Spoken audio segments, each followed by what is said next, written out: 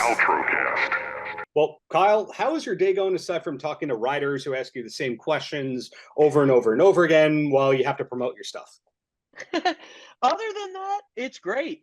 Just moved into a new apartment, so after the last few months being so crazy, finally starting to settle down a little bit. So that's it's nice to be a little settled. So your next album for BMG is out on March 1st, 2024. That's a while away. How do you feel about having to wait all that time for it to come out? Yeah, it is tough, because I think a lot of people, anyone who makes anything, especially me, who over the past few years I got so used to just putting my stuff out on social media, Mhm. and I can put it out whenever I want, as soon as I want, just put it out and just kind of let everyone see it. So having to wait a little bit is it's not the most comfortable thing, but I am really excited, and it makes sense to put it out in the new year because, for one, you're not butting up against the holidays, and then also, I'm gonna have two more singles released before the album comes out. One is like a pop punk emo type song, and then the other one is an Irish song, which I think is going to be nicely timed for along with the album right for St. Patrick's Day. So that'll be kind of fun. So you are a year-round performer. That's what I'm hearing. Oh yeah, for sure, for sure. I say that because some people like to pigeonhole themselves as this is the time of year that I take off. Like, don't bug me between, Thanksgiving and Christmas. No, yeah, yeah. Well, I mean, like, I feel like, I get to, be a comedian and make funny things for a living. Like, I don't really need a vacation. That's a good outlook on the whole thing. So when I was a kid back in the Stone Age, there weren't a lot of musical comics of note. I think it all kind of changed maybe early 2000s when Stephen Lynch started rising and it became okay for people to have a guitar on stage. Whereas it used to be kind of a trope that you made fun of with 80s comics, like a hack thing. Who were the first musical comics that made you go, this is not a hack thing, this is okay? Yeah. I mean, like number one on my like musical comedy Mount Rushmore, the George Washington on my musical comedy Mount Rushmore would be Christopher Guest for sure. And like, Spinal Tap, obviously, but A Mighty Wind is maybe one of my favorite comedy movies of all time. And I think that is where I get so much of my inspiration from because what I learned from him is like it's all genre parody. So Yes. my mo when I'm making like comedy music is that the humor in the lyrics is directly related to and dependent upon the style of music in which I'm playing. So it's like, I think too often, and talking about like the hack, musical comedians you're talking about, I think the problem is a lot of times what they're doing is they're taking half-baked jokes and they're like, I'll set it to music and no one will realize that this joke actually kind of fucking sucks. Yeah. And then but like what is so important to me, and I think Christopher Guest is like so amazing at this, is like, no, this joke wouldn't work without the music. Like the music is integral to the actual humor of it. So that's kind of what I took away from it and what I learned from him and what I try to replicate in my own stuff. Very interesting that you went to Christopher Guest on that one. Now, I grew up a Weird Al diehard, but I didn't realize that all the originals were stylistic parodies until maybe 10 years ago. Like the whole time I was thinking, oh, okay, this Dare to Be Stupid song is Yeah. it's boring. And then I realized Right. it's a Devo takeoff. Oh, Yes. this song is Yeah. supposed to be Prince. And you kind of do that. Is it an accidental way that they are stylistic parodies, or do you start off going, I want to sound like blank, and then let's color within the lines? Yeah, I think usually I identify either like a genre or a subgenre that I find interesting or funny. Usually it has some sort of lyrical tropes, that, because there are certain genres of music that I find funny, but like if all the lyrics in that genre are just like baby baby I love you, there's not too much to like unique lyrically.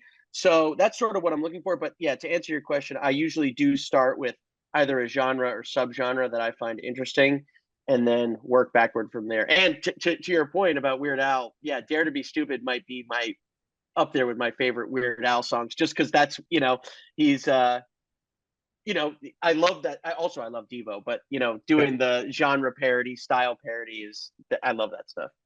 Unfortunately, I could talk about Weird Al for a long, long, long time. But growing up as a kid, that Off the Deep End album, I heard that song "Calling in Sick," and I go, "That song's terrible." But now, as an adult, I go, "Oh, that's supposed to be a Nirvana song."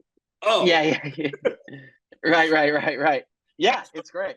So in your case, you've been very prolific while keeping up the touring. A lot of people can't record and tour at the same time. But are you also a screenwriter kind of type comic as well? Yeah, I definitely am working more on writing. I'm trying to build out one of the sort of most popular characters I do, and one that I love doing online is I do a lot of content around baseball and sort of baseball nostalgia. So I'm working right now on writing sort of a feature length baseball movie parody, and then some other things. But yeah, definitely am a writer as well. Baseball movies, okay, certain sports, the movies are generally awful. Baseball, I find it's really hard to name a bad baseball movie. For example, Major League 3, maybe, but but are there bad baseball movies other than Major League 3? Yeah, that's a really good question. And especially I grew up loving baseball, even more like I loved the idea of baseball as a kid, because like the twinkly Americana of it was just like, it's so appealing, especially when you're a kid. So, and I also grew up watching a lot of baseball movies. That's a really good question. I'm trying to think, what would be a bad, is it called The Babe, the John Goodman Babe Ruth movie? Yeah, You're right.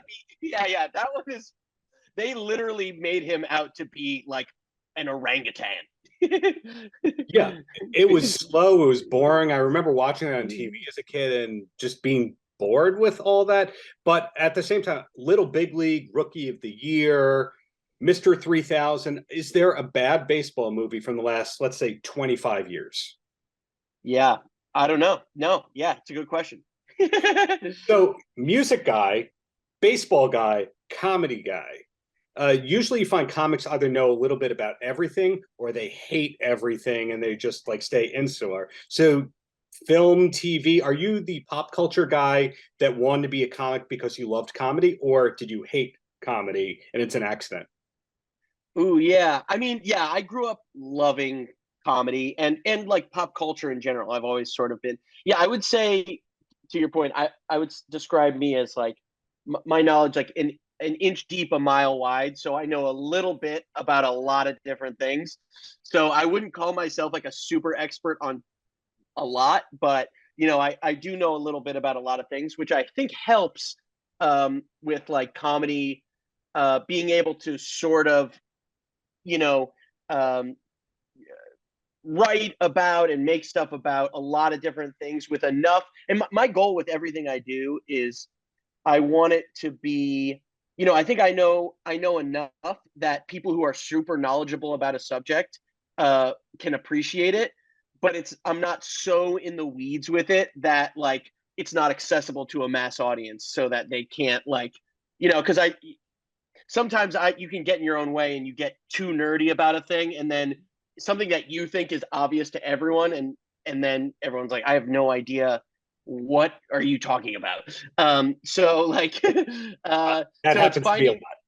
yeah, exactly, yeah, me too. So I, over the past few years, like having more of my stuff consumed by a larger audience, I have whittled down, I've learned more about what people really, what I thought everyone knew, but it turns out they don't, and what I thought no one knew, and it turns out it's really accessible.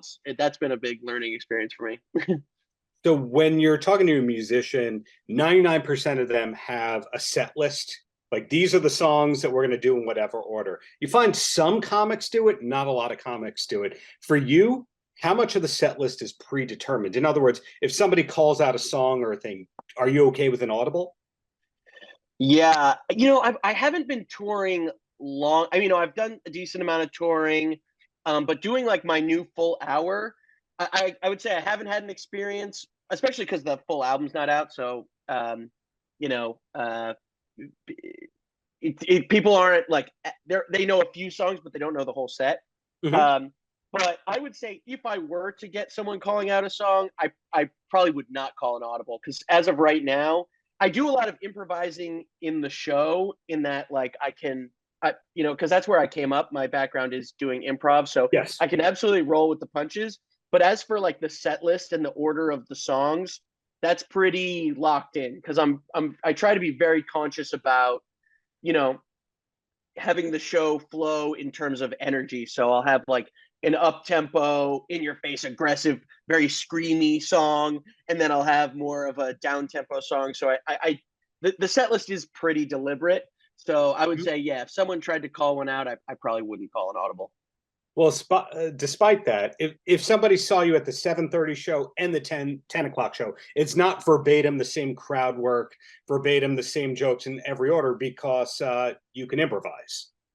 Yeah, yeah. I would say, like, you know, the tent poles are there for sure. But yeah, if you see, every show is going to be a little different for sure. Right. So your shows do not start with any birthdays in the crowd tonight. Yeah, yeah, yeah. Were you ever that way in your early days of being a comic? Uh, you, no, not really. Especially because I started off doing improv, where it's like you're working with the improvisers. All the improv is happening on stage. You're never really interacting with the audience. So it helped me in that I do feel comfortable being on my toes. But yeah, I never was like, yeah, like, who here likes weed? Growing Yeah. up on Long Island and going to some of the comedy clubs here, maybe underage, it was all, crowd work kind of stuff. So it's cool to Yeah. hear that you were never that kind of a bad comic and then got good. Yeah. Somehow you knew not to do any bachelorette parties here tonight. Exactly. Yeah. And then when you watch your early stand up, do you cringe at the material or do you still kind of like it? You know, so there, my first ever set is on YouTube. It's from like 2013, and it's cringy in that, like, it's bad. Like, it is not good, but like it was me like finding my voice. Like I essentially, my first set, I was already trying to do like alt anti humor, kind of like, I guess it would be like a Tim and Eric sort of rip off, pretty much. And so it's funny, like I tried to be edgy and different, but I had never done stand up in the first place. So it was like like I didn't even know the basics, let alone, like, I had no basics to even rebel against.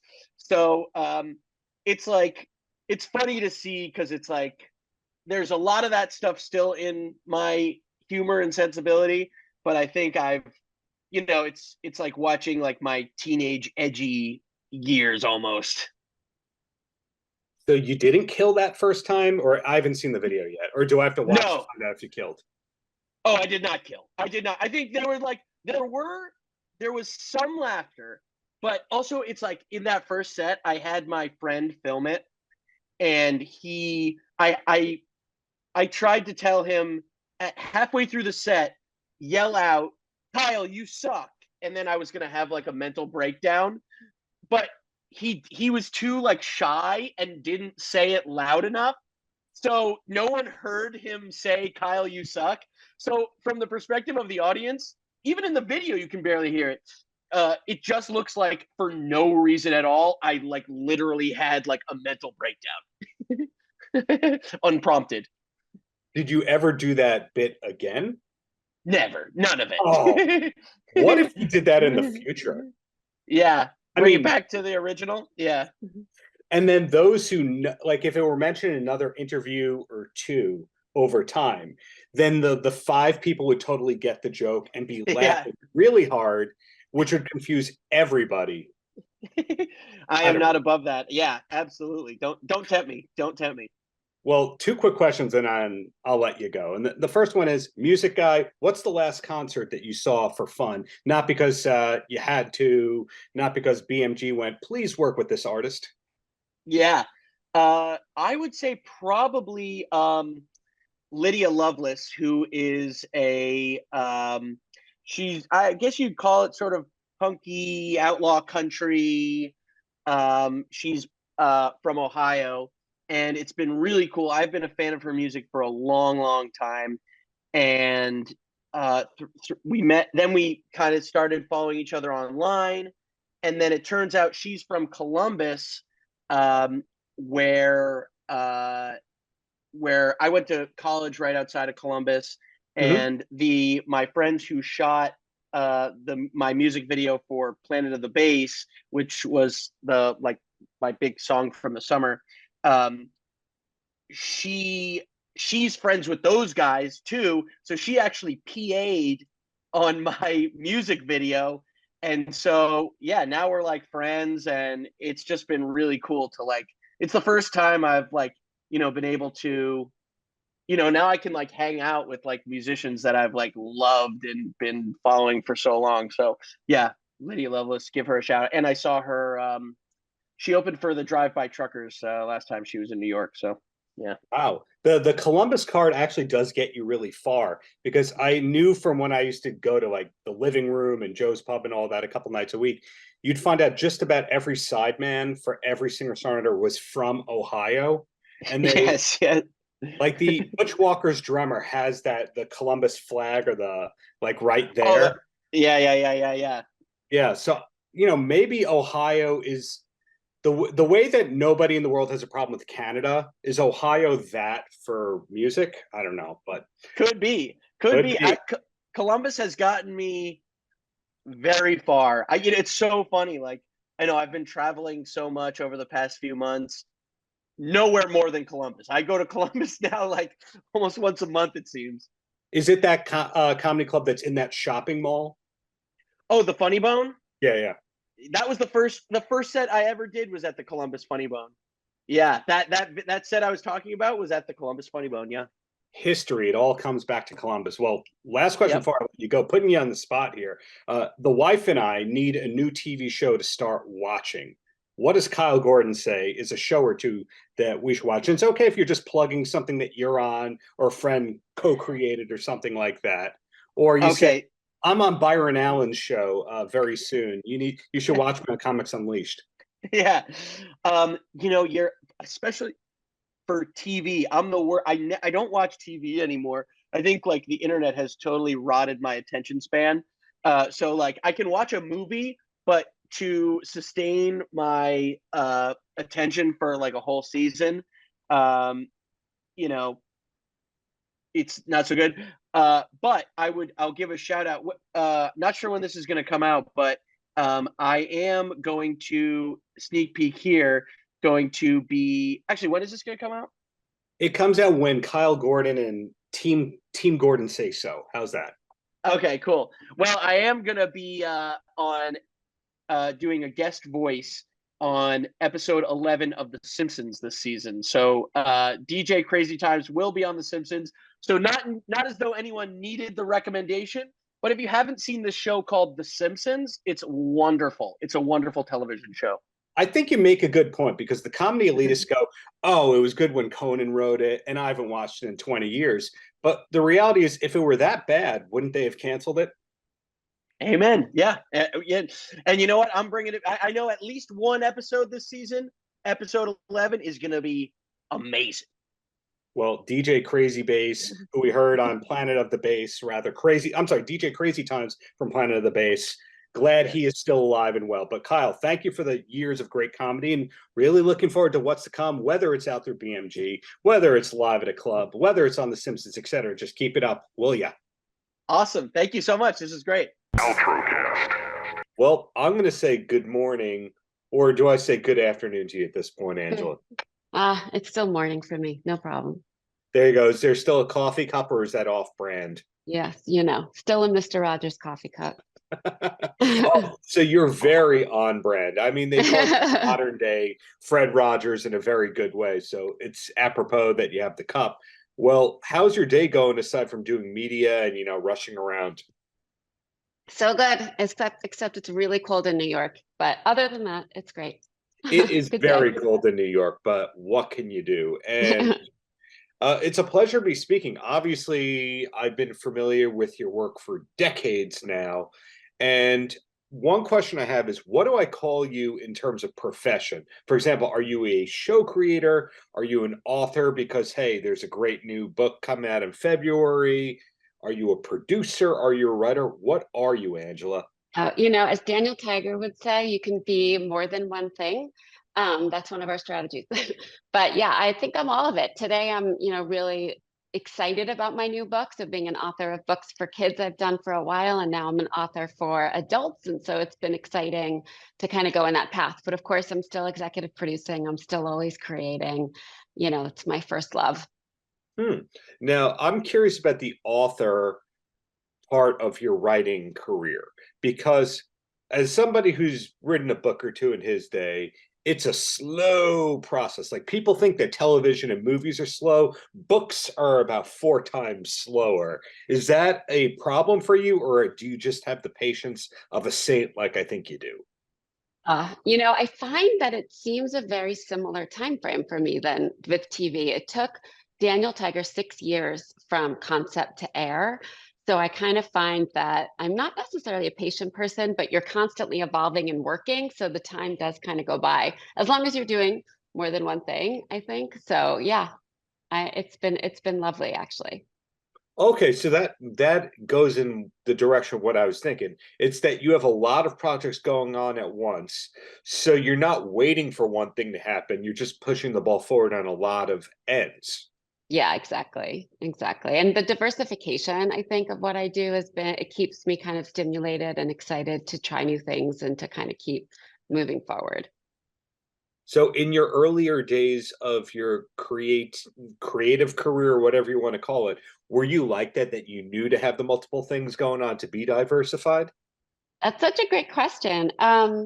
I think so. I think I did like to focus in when I was younger, but then also just dabble. I think the idea of studying psychology, but also English literature and production and development for kids was kind of always that. And I love the idea that all of the kinds of experiences that I've had kind of came together in order for me to do what I'm doing now.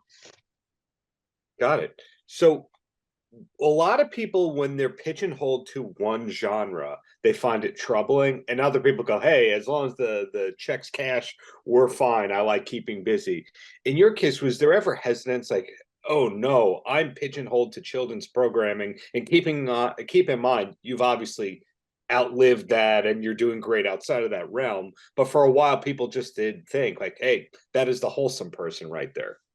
Well, yeah, it's like, hey, I want you to do another Blues Clues. Like, let's do Blues Clues again, more Blues Clues. And I'm like, well, this one's called Daniel Tiger, and I have a love for it. But no, from a kid's perspective, that's my passion, that's my expertise, and so I leaned very far into that.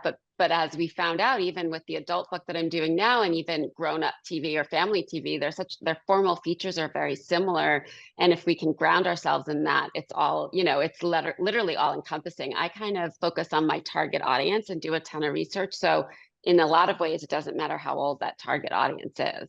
Hmm. Now, another project of yours that I think is fantastic that people don't talk about as much as they should is Hello Jack, the Kindness Show. How did Jack get onto your radar?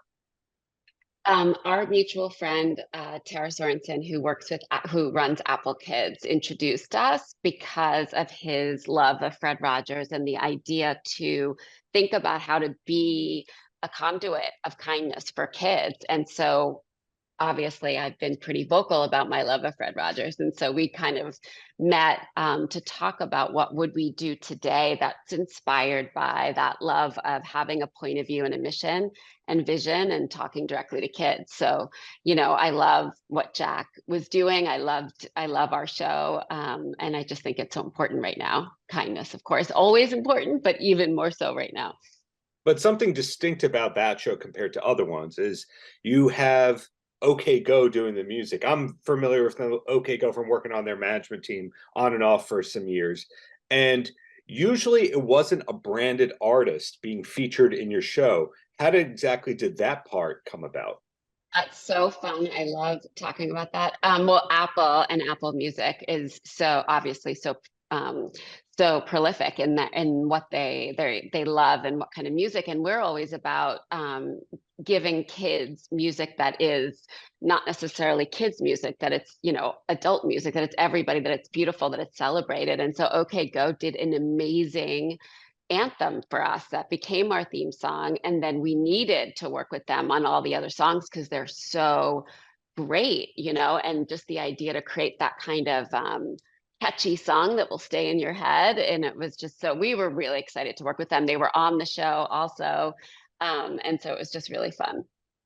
Got it. So the book comes out in February. So to us, it's a new book that we're looking for.